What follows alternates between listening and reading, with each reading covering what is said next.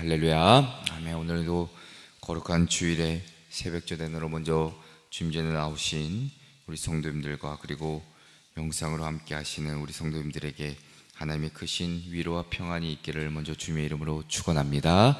오늘 말씀의 제목은 천국 백성으로 살아가는 세 가지 기준입니다. 천국 백성으로 살아가는 세 가지 기준. 자, 오늘 부쩍 이제 긴 말씀이고 우리가 잘 아는 말씀이기도 하지만 이 안에 담겨 있는 내용들이 참 많이 있습니다. 그래서 우리가 새벽 제단에 한 장씩 보게 되는데 우리가 좀 크게 큰 거시적인 우리가 좀 눈으로 큰 대목으로 이렇게 좀 나눠서 말씀을 좀 보려고 합니다. 자, 오늘날 현대 사회를 관통하는 가장 큰 관심사 가운데 하나는 단연 행복이라 말할 수 있습니다. 자, 사람들은 행복한 삶을 위해 쉼없이 달려갑니다. 어떤 사람은 물질을 통해 행복이란 것을 찾고, 또 다른 누군가는 성공과 명예를 통해 행복을 찾곤 합니다. 또 어떤 사람은 아무 문제 없이 평안하게 살아가는 것을 행복이라 여기며 살아가곤 합니다. 자, 그런데 세상이 말하는 행복의 기준이 어느새 우리가 신앙의 이 교회 안으로도 들어와 있다는 사실입니다. 우리는 하나님께서 주시는 복을 구한다라고 말하면서도 실제로는 세상이 원하는 것들을 구할 때가 많습니다. 그래서 많은 것을 가졌음에도 여전히 우리의 삶이 그렇게 만족감은 떨어지고 불안도 하고, 조금만 상황과 여건이 흔들려도 쉽게 낙심하고 원망하기도 합니다. 오늘 우리가 함께 읽으신 마태복음 5장은 예수님께서 우리에게 주신 귀한 깨달음 산상순의 말씀인데, 마태복음 5장은 산상순의 그 시작입니다. 예수님께서 산에 올라가 제자들과 무리들을 향해 하나님의 나라의 백성, 그 삶의 기준을 일깨워 주시죠. 당시 유대인들은 로마의 압제 속에서 어떤 정치적인 해방, 세상적인 성공을 가져다 줄 그 메시아를 나름대로 고대하며 기다리고 있었습니다. 그러나 예수님은 그들의 기대와는 전혀 다른 말씀을 그들에게 선포하시죠. 주님은 권력 있는 자가 아니라 심령이 가난한 자가 복이 있다 말씀하십니다. 강한 자가 아니라 온유한 자가 복이 있다 말씀하시죠.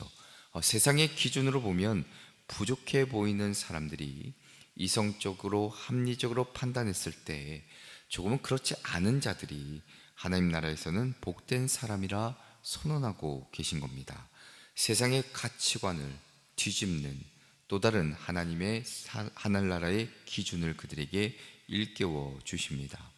예수님은 단순히 복에 대한 새로운 정의를 말씀하신 것이 아니라 하나님의 나라 백성으로 살아가는 새로운 삶의 방식, 그 기준을 가르쳐 주십니다. 자, 오늘 우리에게 주시는 이 말씀이 동일하게 우리에게 도전이 되는데, 자, 우리는 세상의 기준으로 살아갈 것인지 아니면 여전히 세상의 기준으로 살아갈 것인지 아니면 하나님 나라의 기준으로 살아갈 것인지, 오늘 이 말씀을 통해 우리가 하나님의 백성으로, 천국 백성으로 살아가기 위해 반드시 붙들어야 될 세 가지의 기준을 우리가 좀 크게 살펴보고 다시 한번 결단하는 저와 여러분 되시기를 주님의 이름으로 축원합니다. 그 첫 번째는 하늘의 복을 마음에 소유하십시오. 하늘의 복을 마음에 소유하십시오. 자, 1절부터 12절까지의 말씀을 함께 볼 텐데, 자, 세상은 끊임없이 복의 기준을 이야기합니다.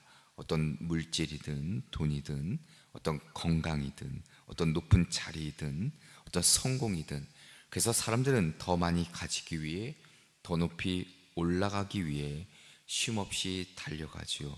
자, 근데 예수님께서 산상순의 첫 문장을 여시는 순간 세상의 기준이 우리가 생각해야 될 신앙의 모습과는 많이 다른 것을 우리는 알 수 있습니다. 자, 3절의 말씀을 우리가 보면 심령이 가난한 자는 복이 있나니 천국이 그들의 것이며 라고 시작됩니다. 자, 예수님은 부유한 사람이 복이 있다 말씀하지 않으시고, 자, 오늘 말씀을 보니까 심령이 가난한 자, 애통하는 자, 온유한 자, 이 점점점 많은 자들이 복이 있다 말씀하시죠. 자, 앞서 서론에서 유대인들이 로마의 압제 아래 신음하고 있었고 그들이 기다리던 메시아는 로마를 무너뜨리고 이스라엘 자신들을 강대국으로 세워줄 어떤 정치적인 구원자를 기대합니다. 자, 그런데 예수님은 세상을 정복하는 길이 아니라 하나님의 나라를 소유하는 그 길을 가르쳐 주시는데, 자, 많은 학자들이, 신학자들이 팔복이라는 것을 하나님 나라의 백성의 어떤 새로운 헌장이라 설명합니다. 세상이 복이라고 여기는 것을 내려놓고 하나님께서 기뻐하시는 성품, 그것을 품는 자가 진정으로 복된 사람이라는 것을 보여주고 있다는 것이죠. 자, 그렇다면 예수님께서 가장 먼저 말씀하신 심령이 가난한 자, 이 사람이 어떤 사람인가? 가난한 자로 번역된 이 헬라어 푸토코스는 단순히 가진 것이 조금 부족한 상태를 말하지 않습니다. 스스로를 의지할 수 없어 전적으로 다른 이의 누군가의 도움을 구해야만 하는 그 상황, 그 처지에 처한 것을 뜻합니다. 자, 예수님이 바로 이 단어를 사용하여서 하나님 앞에서 자신들의 영적인 실상을 깨닫게 하십니다. 자신의 의로움, 공로를 내세우지 않고 오직 하나님의 은혜만을 붙들며 살아가기를 원하신다는 겁니다. 주님이 아니면 나는 살 수 없습니다라는 고백, 그 고백을 우리에게 요구하고 계신다는 것이죠. 당시 바리새인들은 자신들의 종교적인 열심, 어떤 행위를 자랑합니다. 자, 그런데 예수님은 그런 자기 의를 칭찬하지 않으시죠. 오히려 하나님 앞에서 내가 얼마나 부족한 존재인지를 아는 사람, 그 사람이 복된 사람이라 선언하십니다.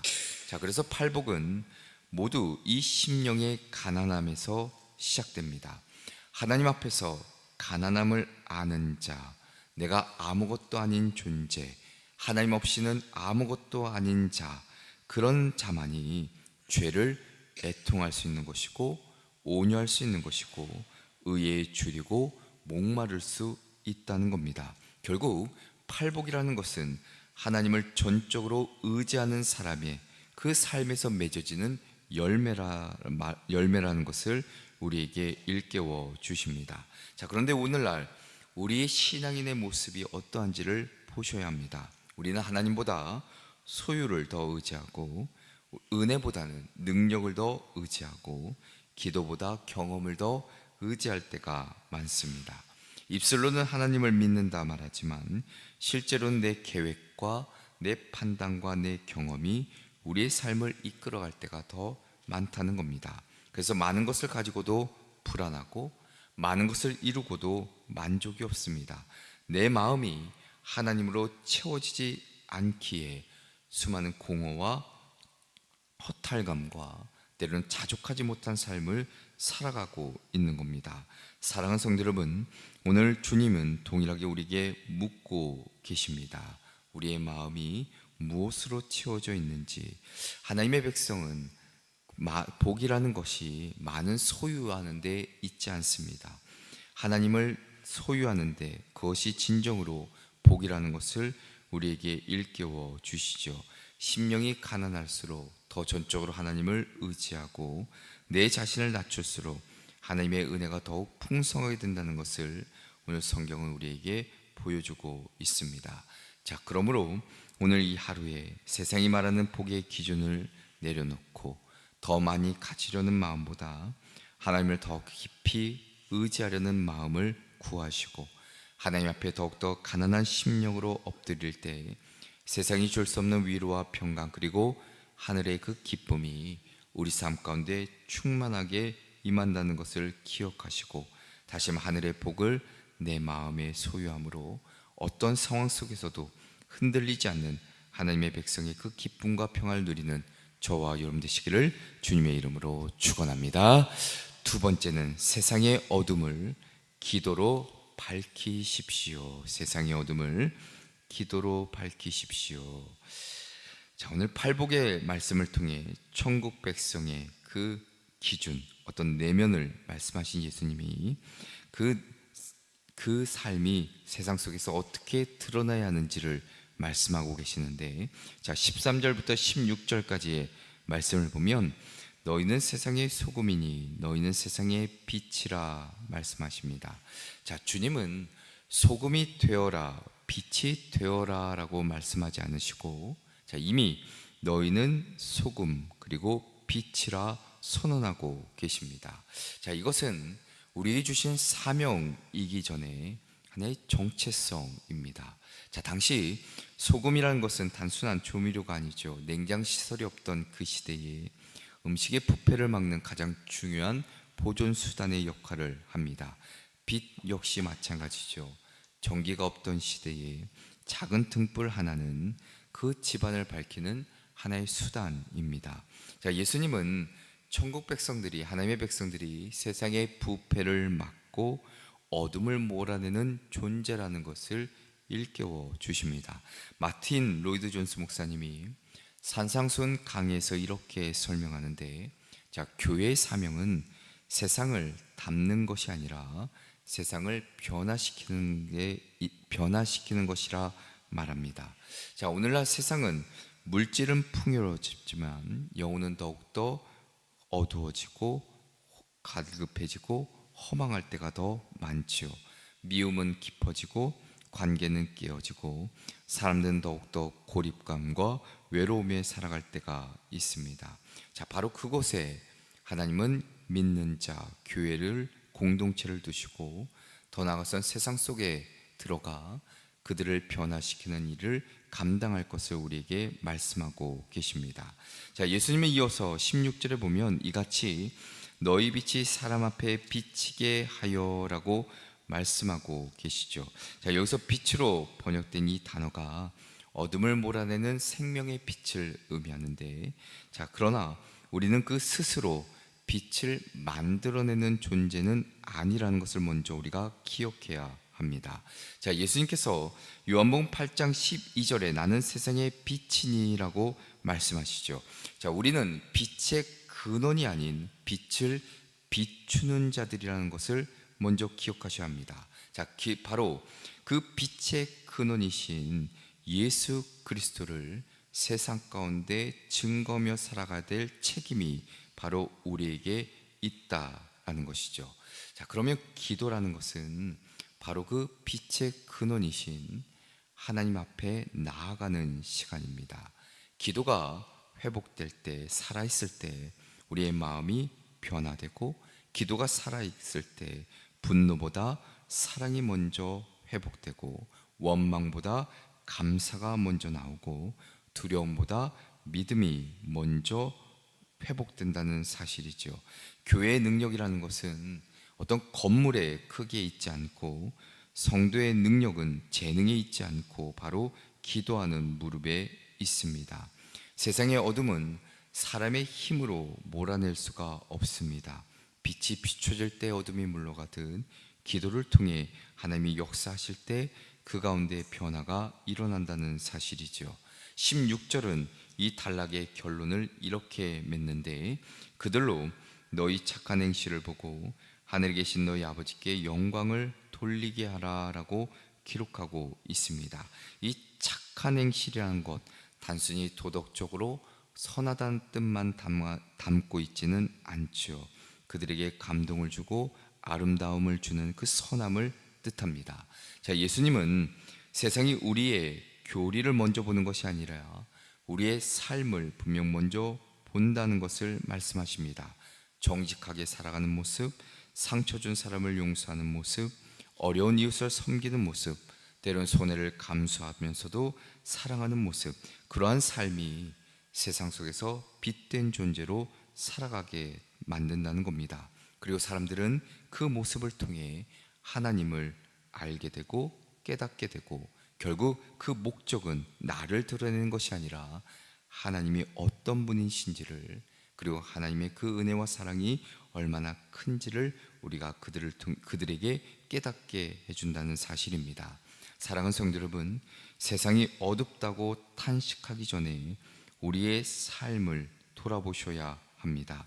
우리가 빛된 존재로, 또한 소금의 역할을 온전히 감당하고 있는지를 다시 한번 돌아보시고, 오늘 하루도 우리가 세상의 어둠을, 또한 세상이 참 힘들고 역경과 문제가 많은 이 세상 가운데 우리가 하나님의 백성으로 어떻게 살아내야 될 것인지를 다시 한번 이 말씀을 통해 결단하시는 저와 여러분 되시기를 주님의 이름으로 축원합니다.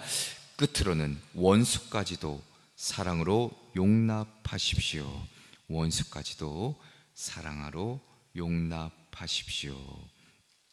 자, 오늘 17절부터 마지막 48절까지의 말씀을 좀 함께 볼 텐데, 자, 당시 서기관과 바리새인들은 율법을 철저히 지킨다고 자부합니다. 자, 그런데 그들의 신앙을 보면 대부분 외적인 행동에 머물러 있었죠. 살인하지 않았으니 의롭고, 간음하지 않았으니 깨끗하고, 원수에게 복수하지 않았으니 율법을 지켰다 생각합니다. 자, 그런데 예수님은 전혀 다른 기준을 제시하고 있습니다. 자, 오늘 20절의 말씀을 보면 이렇게 기록하는데, 내가 너희에게 이르노니 너희 의가 서기관과 바리새인보다 더 낫지 못하면 결코 천국에 들어가지 못하리라 말씀하고 계십니다. 자, 예수님께서 말씀하신 더 나은 의라는 것은 단순한 행동만의 문제가 아닙니다. 그들의 마음의 중심의 문제이죠. 살인의 뿌리는 분노이고, 간음의 뿌리는 음욕이고, 미움의 그 끝에는 원수됨에 있습니다. 자, 하나님은 행동만 보시는 분이 아니라 그 마음의 중심을 보시는데, 자, 그래서 예수님은 율법의 수준을 결코 낮추지 않으시고 율법의 그 깊이를 일깨워 주십니다.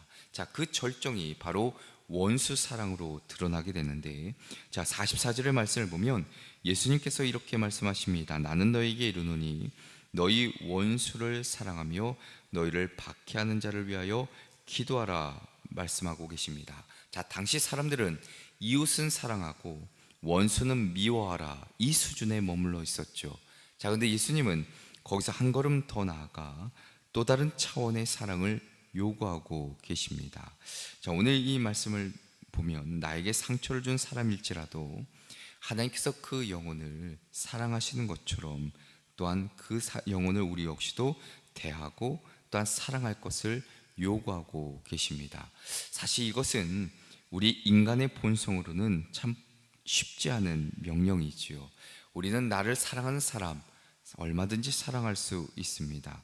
나를 인정해 준 사람에게 친절 베푸는 것 어렵지 않습니다. 그러나 나를 무시하고 나를 상처 주고 억울하게 만든 사람을 사랑하는 것은 우리 힘으로는 참 쉽지 않은 일이죠. 자, 그래서 예수님은 단순히 어떤 윤리적인 명령을 주신 것이 아니라 하나님의 성품을 닮아갈 것을 우리에게 명령하고 계십니다. 자, 그리고 예수님은 이어서 45절에 이렇게도 말씀하시는데, 이는 하나님이 그 해를 악인과 선인에게 비추시며 비를 의로운 자와 불의한 자에게 내려주심이라 말씀하십니다. 하나님은 당신을 사랑하는 사람에게만 햇빛 그 빛을 비춰주신 분이 아니라는 것이죠. 하나님을 거역하는 자에게도 해를 비추시고 비를 내리신다. 예수님은 바로 그 사랑을 우리가 배울 것을 말씀하고 계십니다. 자, 우리가 생각해 보면 우리 역시도 본래는 하나님의 원수이지요. 죄 가운데 살아가며 하나님을 거역했던 우리, 주님이 먼저 우리를 사랑하셨습니다. 우리가 용서받을 자격이 있어서가 아니라, 우리가 선해서가 아니라 그리스도께서 십자가에서 우리를 먼저 용서하셨기 때문이죠. 십자가는 하나님께서 원수된 우리를 향해 내미신 사랑의 손길입니다. 그러므로 원수를 사랑하는 것은 억지로 착한 사람이 되는 것이 결코 아니죠. 우리가 먼저 용서받은 사람이기 때문에 용서하는 것이고, 먼저 사랑받은 사람이기 때문에 사랑하는 것이고, 먼저 용납받은 사람이기 때문에 용납하는 겁니다. 사랑하는 성도 여러분, 우리가 지금도 마음속에 놓지 못하는 사람 있을 겁니다. 생각만 해도 분노가 차오르는 사람, 나를 아프게 했던 상처와 기억, 지워지지 않는 그 어려움들, 주님은 오늘 우리에게 말씀하십니다. 원수를 사랑하며 너희를 박해하는 자를 위해서 기도하라. 용납이라는 것은 상대방을 위해서만 하는 것이 결코 아니라 내 영혼, 내 마음을 자유롭게 하는 하나님의 은혜이기도 합니다. 십자가 앞에 내 분노와 상처를 조금은 내려놓고 나를 먼저 용서하신 그 주님의 사랑을 다시 한번 기억하며 그 사랑이 우리의 마음을, 우리의 관계를 회복시켜 주실 것이고 우리를 하나님의 백성답게 만들어 갈 것입니다. 다시 한번 오늘 이 말씀을 통해 하늘의 복을 우리 마음에 소유하고 기도로 또한 세상의 어둠을 밝히며 마침내 원수까지도 사랑으로 용납하는 성숙한 저와 여러분의 삶이 되시기를 주님의 이름으로 축원합니다. 기도하시겠습니다. 사랑과 은혜가 풍성하신 하나님 아버지, 오늘도 산상수훈의 말씀을 통해 하나님의 백성으로 살아가는 그 길을 가르쳐 주셨으니 세상이 말하는 복을 따라 살아가기보다 하늘의 복을 마음에 품게 하시고 심령이 가난한 자로 주님만 의지하며 온전히 살아가는 저희들 되게 하여 주시옵소서. 어두운 세상 속에서 소금과 빛의 사명 감당케 하시고 기도의 무릎을 통해 우리의 가정과 우리의 일터와 교회를 밝히는 믿음의 성숙한 저희들 되게 하여 주시며 무엇보다 우리를 먼저 사랑하시고 용납하신 그 주님의 은혜를 기억하고 미움과 정죄를 내려놓고 원수까지도 사랑할 수 있는 넓은 마음을 우리 가운데 허락하여 주시옵소서. 어디서 무엇을 하든 하나님께 영광 돌리는 복된 삶으로 인도해 주실 줄 믿고 우리의 참된 복이 되시며 빛이 되시는 예수 그리스도의 이름으로 기도합니다. 아멘.